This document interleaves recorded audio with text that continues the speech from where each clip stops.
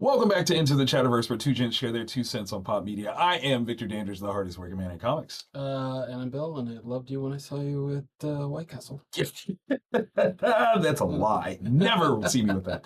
Yeah, and I don't stop at White Castle. So. Yeah, also true. Also true. It's too early in the morning for White Castle, in my opinion, but that's all good. We are back from a rousing trip to Portland, where I was there for Fan Expo Portland. You came through, got to see some folks. How did you like the show overall? Well, for a small show, Yeah. it was interesting. I'd never seen a show that small since I was a kid. I get it. Yeah. And when I was a kid, there were no celebrities. The celebrities were the artists Right. and the writers, mostly the artists. Right. Yeah, it was fun. Okay. Yeah. I'm glad you had a good Yeah. time. Again, it is one of the smaller shows in the Fan Expo roster. Yeah. It's carryover from Wizard World, and it's always been interesting, and it kind of sets the tone for what I want to talk about today, because it's so funny that Wizard was in Portland for a few years. Fan Expo's been in Portland for a few years, and one of the things that I don't think that they do very, very well is capture the fact that Portland is a comic book town. It's almost like very similar to Columbus in a lot of ways, where there's a huge population of creators that live there. There's a lot of institutions that support comics, but you don't necessarily know that unless you're a part of that community. You know what I mean? Like, Yeah. if we say, Columbus, Ohio, first thing anyone's going to say is Buckeyes, like 1,000,000%.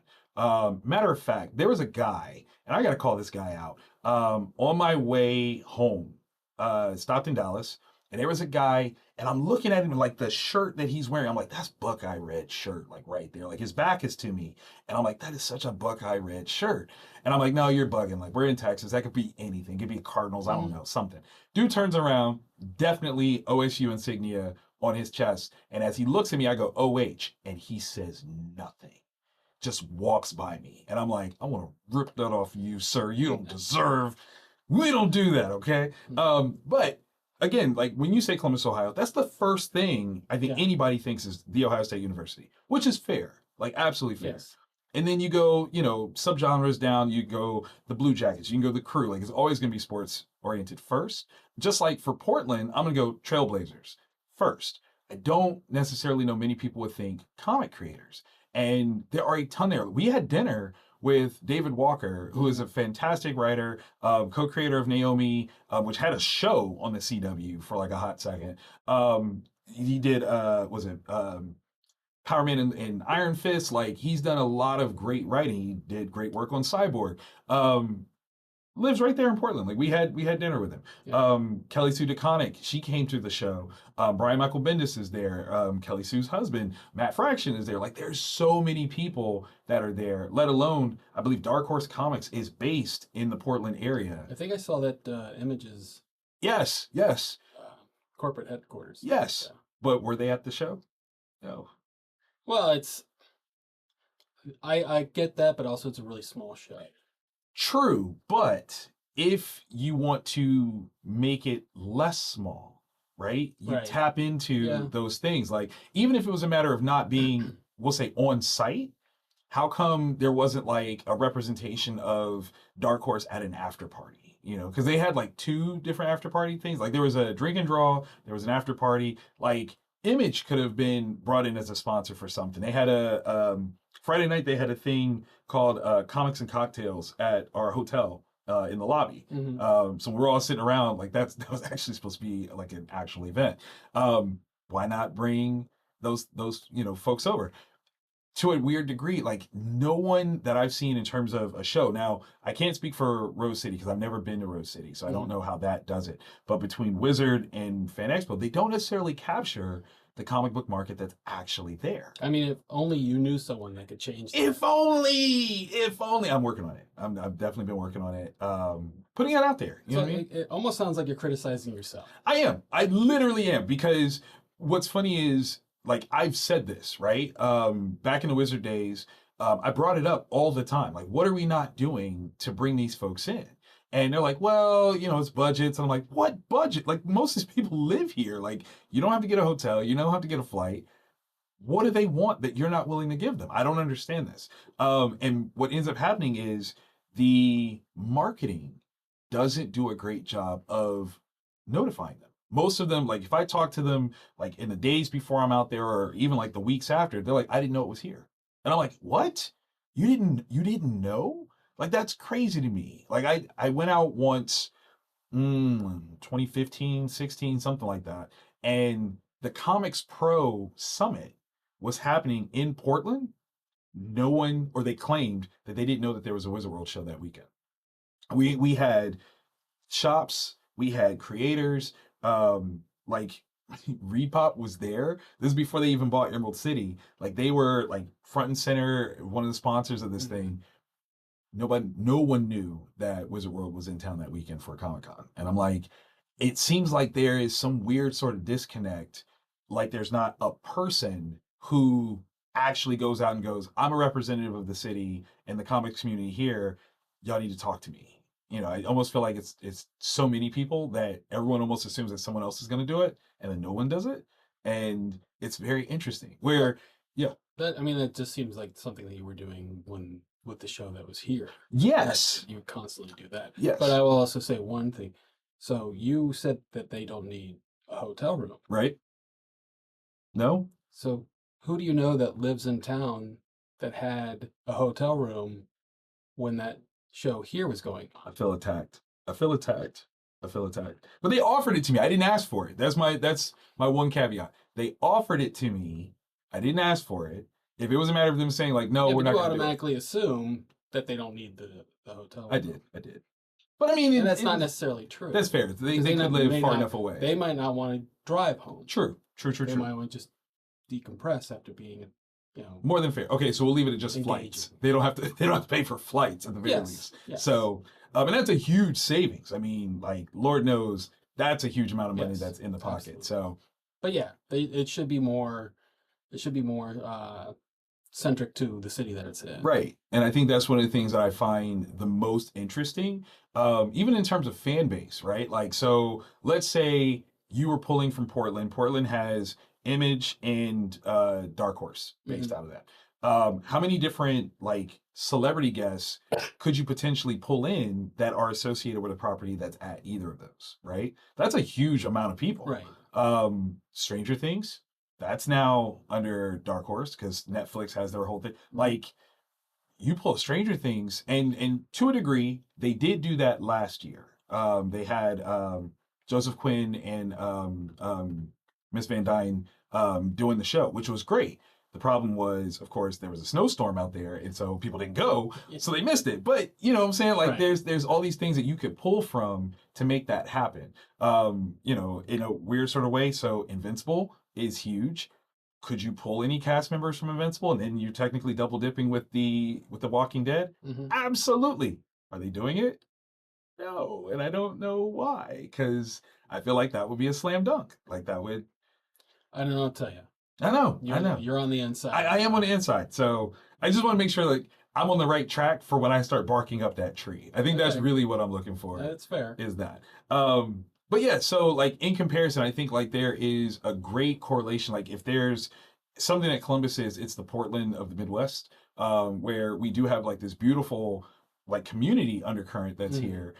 Maybe we're not all unified, like I don't know how well the Portland community is unified. I don't know the tiers of it, right? Yeah. So like I only know like kind of the tip top guys that are there, but is there an indie community that's thriving? I don't know. I gotta find out who to ask to see that, but it's very, very interesting to kind of see the similarities between the two. Is there a community relations person?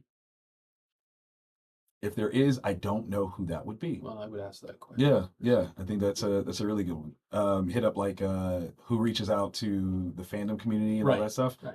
That's a good point. That's a really good point. Like I definitely want to do that because I also think that those are people that we should have regular contact with. Like throughout the year, there should be things that we're talking to them about. And if there are opportunities, bring them to other shows. Like come down to San Francisco if you're available. That's not too far. It's not too crazy. Maybe Denver. Those are things that we can do to kind of just build that rapport, so that way we do have better, boots on the ground sort of mentality. Because one of the other things that I saw or didn't see were many places marketing the show itself. That's one of my favorite things to do is like when we go to a city and you'll see a billboard or a sign somewhere that's like, oh, here comes the show. I didn't see any of those in Portland. Well, so that actually goes to something that we just discussed when I was there. Mm-hmm. I walked around and I saw the Moto Center, right? And I'm like, I mean, it looks like an arena to me, right? And I'm wondering if the Trailblazers play there, right? Doesn't really show. There's nothing on there, and I'm like, I know that when I go down to the arena district, mm-hmm. I know that the Crew plays in lower.com. Yep. I know that the Clippers play at Huntington. Yep. And I know that the Blue Jackets play at Nationwide Arena. That's right. How do I know that? Because, well, one, not only do I live there, right, but it's plastered all over the everywhere. Do you think like maybe Portland's like a little bit more low key, like they try to be like too cool for school and don't necessarily lean into that? I think it's a good way to lose things. I can see that. because no one knows. Yeah. And I did find one similarity with Columbus, and this goes back to before the arena district was a thing. Oh, is that downtown? Yeah. Back in the day, was a 9 to 5 Monday through Friday. Yes, that is very true. It was, if you wanted to get dinner, make sure you're out here before 8 o'clock before we close, because we're not open on the weekend. It's done. And I found so many restaurants that weren't open on the weekend. Yeah, that was just crazy. Surprising. It's a very surprising move. Yeah. It's very suburban-esque, like they're you come here to work, and then after that you just spread out. You just don't come down here. I think that's kind of interesting too. I think one of the other things that we kind of pointed at was a strange sign of, we'll say, the lack of marketing was how many places were out of stuff, knowing that there was a convention. Oh yeah. Like that was mind blowing because it's like, wait, you don't have what? Like, where do we go? Like they didn't have fork. Oh, it was Denny's. Got breakfast at Denny's. They didn't have forks. They didn't have, like, they were just listing stuff that you're like, it's common stuff. Yeah. Did you guys not know that there was, a show coming? We're supposed to have, steak for dinner. And they're like, oh yeah, we're out. What? Well, and that was after I'd already ordered it. Right. Like it wasn't even like I asked for steak and they're like, oh yeah, no, we're out. And we're like, oh no, we ordered, waited, came back. Oh yeah, we're actually out. And you guys got your food last too. It was amazing. That's weird.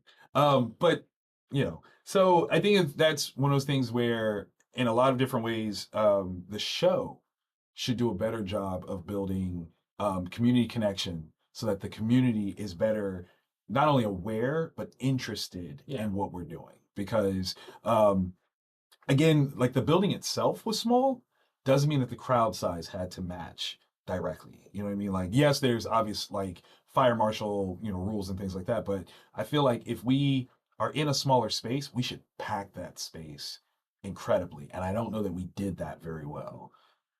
Well, Saturday was fairly full, I thought. Okay. And then the main stage area had a lot of seats. It did have a lot of seats. And I could tell you there were, like, Supernatural definitely filled it, which isn't bad. Like, I think that's a good thing.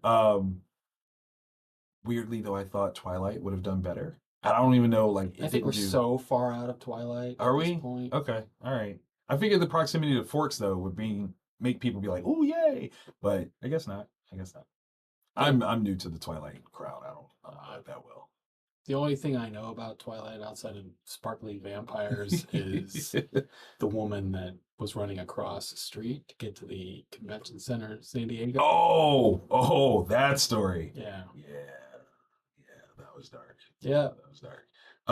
As a funny aside, I had James Marsters on Sunday and asked him for his like Mount Rushmore of vampires, and he did not pick anybody from Twilight. And I felt kind of bad because, like, Peter Fischelli is like right over there, and I'm like, you're not even gonna throw him a bone? All right, that's cool. Y'all are next to each other like all weekend, and he's not gonna be like, yeah, no, I like Carlisle. Carlisle was cool. No glittery. Was like Dracula #1. Bela Lugosi, Dracula was #1. So as long as the character was number yeah, definitely. Actually, where was Blade on there? He didn't put. He only actually gave me 2, if I'm being honest, and both were Dracula. One was Bela Lugosi, and the other one was Gary Oldman. But I was like, I mean, yes, but you have 2 more spots, and I think we jokingly said like he could put himself on there, and then he left the other one gone. So We'll put Can Blade. we put like Angel on No, there? no, no. Wow. Forget Angel. Forget Angel. Wow. Nah, touch my girl. Like that's. We had a good time there. We had a good time. But yeah, I'm very interested in seeing what I can do to help develop Portland into being a thriving show, because I think in terms of what we want to do as a company, getting Portland working is a huge move. Like there's other markets that have like on their very own kind of blown up in a great way. Denver is definitely one that's gone from a 3-day show to a 4-day show in like just like 2 or 3 years, which is fantastic. Yeah. But if we can turn a show that is in a place that should absolutely be at the very least comic centric, like yes please, we can do that, then we're on the right path. So that's going to be one of the things that I make a huge part of my contribution moving forward is how do we make Portland better, because I think we should. So definitely glad that you came through. What other shows would you like to try this year? Probably something in the South. Oh, okay. Because I don't ever go to the South. Right. I mean, there's a little show called San Diego. Southwest-ish. Little ditty. Not really considered the South. It's not. It's definitely not. Yeah, I don't know if I want to go to Florida for a con or not. Fair. Atlanta, maybe, but like I could see Dallas, that kind of stuff. We got 2 in Dallas, so is there anything like in the Kentucky, not for Tennessee, Carolinas? Not for us. We our southern ones are Orlando, New Orleans, Dallas twice. Okay. Those are our southern ones. We do Boston, Philly, little East Coast. We do Toronto twice, Cleveland, and Chicago. Like that's moving into the Midwest. Yeah, I might go up to Cleveland. I don't. That's just a drive. Yeah. So, but also, I don't know. I think it depends. Well, it really would depend on who's there. True. And I mean, not for nothing, but that's the weekend before WonderCon / CinemaCon. So it's a bunch of stuff to do. Yeah. But with that in mind, I think we will call this one a good time. Thank you all for tuning into the Chatterverse. I'm Victor Dandridge, the hardest working man in comics. And I'm Bill, and I think Portland, you should really get on more creators. Yes.